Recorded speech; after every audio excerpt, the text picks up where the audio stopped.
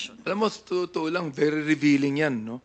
So, the fact na sinabi na yan ng Justice Secretary, nakikita natin na talagang dapat na i-reconvene natin muli ang Quadcom para imbestigahan lahat ng mga bagay na ito. Sapagkat kung may connection talaga yan sa war on drugs, dapat na tuldukan na ng Quadcom itong senaryong ito.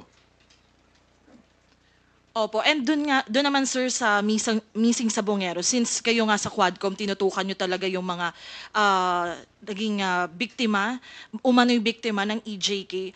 Ano lang pong masasabi nyo dun din naman sa mga pamilya, dun sa mga biktima ng yung mga tinatawag na missing sa Bungeros, bilang ito nga tinututukan nyo na maimbestigahan to, ano po yung assurance ng Congress na makakamit nila yung same pursuit of justice katulad nung ginawa niyong pagtutok sa drug war?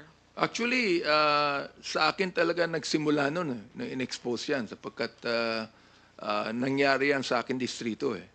Yung Manila Arena na pinagawa nung isang gambling operator na binigyan ng lisensya ng dating mayor at of course, ng dating vice mayor, kami ang nag-rally against that. Ayaw namin na magkaroon ng isang coliseum doon sa aming distrito. Santa Ana, for example, sapagkat unang-una, national heritage yan.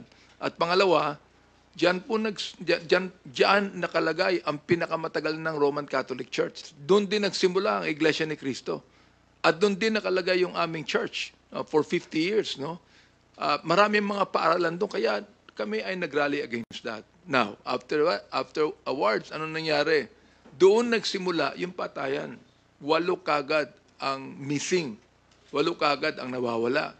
At yung whistleblower na ngayon ay naging whistleblower, doon siya nagsimula Siya ang head ng security doon sa Manila Arena. So, dapat lang talaga ituloy yan. Sapagkat ngayon, hindi lang 8, lumating ang panahon, naging 34 yan Pagkatapos ngayon, more than 100 na.